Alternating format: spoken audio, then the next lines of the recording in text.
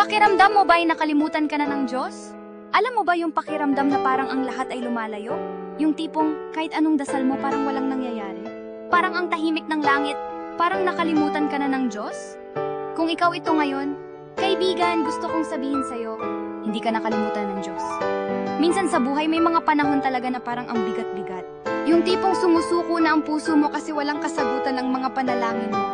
Nagbibigay ka ng lahat, pagmamahal, pagsusumikap, pananampalataya, pero ang kapalit, katahimikan lang. At sa katahimikan na yon ang tanong natin, Lord, nandyan ka pa ba? Lord, nakikinig ka pa ba? Lord, mahal mo pa ba ako? Alam mo, hindi lang ikaw ang nakaramdam ng ganito. Kahit ang mga dakilang tao sa Biblia, naranasan nila to. Si David, isang lalaking ayon sa puso ng Diyos. Isinulat niya sa Psalm 13:1, hanggang kailan mo ako kalilimutan? O Panginoon, magpakailanman ba? Grabe, di ba? Kahit si David, na sobrang close kay God, naramdaman niya ring parang iniwan siya. Pero alam mo kung ano ang katotohanan? Ang Diyos ay hindi kailanman lumalayo. Ang Diyos ay hindi kailanman nakakalimot. Sabi sa Hebreo 13:5, hindi kita iiwan ni pababayaan man. Hindi nakabase sa nararamdaman natin ang katapatan ng Diyos. Kahit na hindi natin siya naririnig, kahit na hindi natin nakikita ang kilos niya, gumagawa siya. Parang ugat ng halaman na hindi natin nakikita.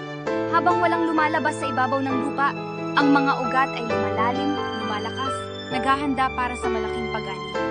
Ganon din tayo. Habang hindi mo pa nakikita ang sagot, pinalalalim ng Diyos ang iyong pananampalataya, pinalalakas ang iyong puso, at inihahanda ka para sa mas malaking biyaya. Kaya kapatid, huwag kang susuko. Hindi mo man siya nararamdaman ngayon, pero hawak ka pa rin niya. Sabi sa Isaiah 49:15-16, malilimot ba ng isang ina ang kanyang anak na pasusuhin? Hindi. At kahit na makalimot siya, hindi kita kakalimutan. Tingnan mo, sa aking mga palad ay inukit kita. Isinulat ka ng Diyos sa kanyang kamay. Hindi kanya nakakalimutan, ni isang segundo.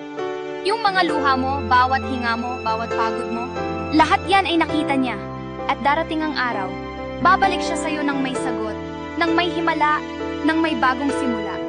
Kapatid, kung naniniwala ka na hindi ka kinalimutan ng Diyos, at kung tinatanggap mo ang kanyang pangako ngayon, type mo ang amen sa comments. At share mo rin ito. Baka may kaibigan kang kailangan ding marinig ito ngayon. Hindi ka iniwan. Hindi ka nakakalimutan. Mahal ka ng Diyos.